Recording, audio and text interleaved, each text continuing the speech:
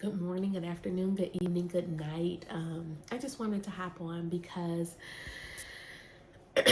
this morning something happened with Noah, um, and it just kind of took me back. So, remember on this page, on this channel, we have vowed to be transparent as it relates to our autism journey with our son. So, I guess I should say trigger warning. Anyway, so this morning, after Noah snuck out of his bedroom, snuck downstairs, and then snuck to the garage, we are working on getting some more things to childproof things to alert my husband and I, and to also potentially try to keep him in his room until it's really time to get up. But that's a different story for a different day. Don't worry, we're not doing anything inhumane, which is why we're continuously working to try to figure out ways to keep him safe. Just a sidebar. So we see these people's children that wander off and they can't find them. And I used to be a person that would say, oh my God, how could their kid, where was the mom? Where was the dad? But guess what?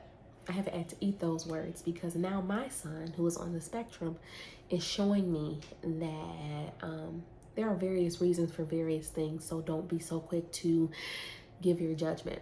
Anyways, so this morning after my husband's home now for a few days, and so after my husband brought him back upstairs, I disarmed the alarm. My husband had to run out and Noah got in the bed with me. So normally he will cuddle me, but this morning he was thrusting with his private part up against my body. So this isn't the first time that this has happened. However, I remember when it first started happening, my family, he was doing it to not just me, because one thing about children who are on the spectrum, when they do things that are socially inappropriate, they won't just do it to one person. They just do it because they don't realize that it's wrong. Anyway, so when it first started happening, he was doing it to several different people in our family, and even to, unbeknownst to me, even to he had started doing it at his then ABA center.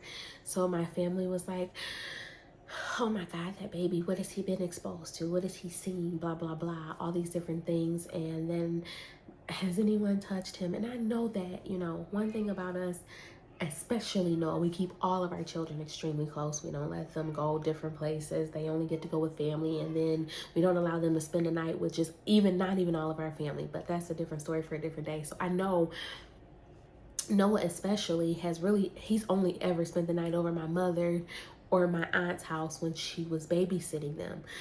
But he stays home with us. If he's not at my mother's house, he's at home. So anyway, so I'm like, he hasn't been around anybody. Anyways, so I toiled with that for a while when it first happened. And finally, I just reached out to his then program manager at the time.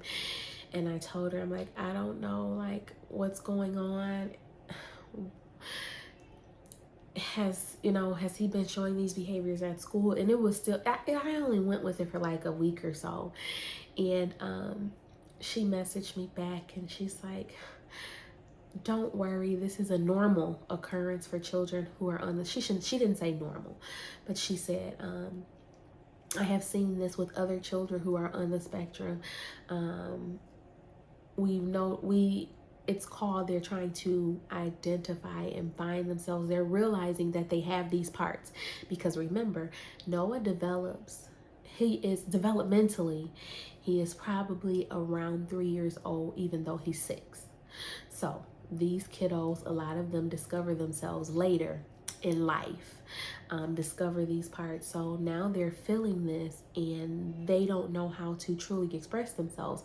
All of our children, according to our developmental specialists, all of our children experience these things where they're discovering themselves, but most of them will, discover in the shower, or they will discover when no one is around, because they are socially aware that this isn't probably something that I should be doing in front of people. But remember, Noah is not always socially aware. Most of the time he's not. So moral of the story is, I could have continued to toil with that and be afraid of how people would view me, because excuse me, I was afraid and I didn't want to say anything, but I have to do what's best for him. And I always have to make sure that not just him, but all of my children, I always have to make sure that I've done what I can. So I couldn't just keep toiling with it. I wanted to know. So she explained it to me in very great detail. And she explained to me how this is normal. And guess what we were able to do? They were already, because we were going to be meeting soon, they were already proposing a plan of action and in ways to distract him when he's doing those things, because even though he's exploring himself, we have to teach him how to, or try to help him not do this, or try to correct this behavior, and make it more appropriate. So guess what? By telling her, we were able to get a plan of action in. And then not only were they practicing that behavior or that plan of action at school, we started practicing it at home. And immediately when he started doing it to me this morning, guess what I did? I started using that plan of action and those corrective behaviors to try to distract him, to get him back on track. So moral of the story is, if there is something that you are toiling with, get someone that you trust. Don't always toil alone if it's something that's too big for you, or if you have a question, especially to our moms of children who may be on the spectrum or have other issues. You can't do this by yourself. Get you a village and handpick your village. That's the beauty of this. Handpick your village and reach out, get help. Don't be embarrassed. Don't think what people are going to think of you, because most times someone else is experiencing the same thing. So I just wanted to share that. Remember, we promised to be completely transparent and tell about our happy times, our up times, but also our low times.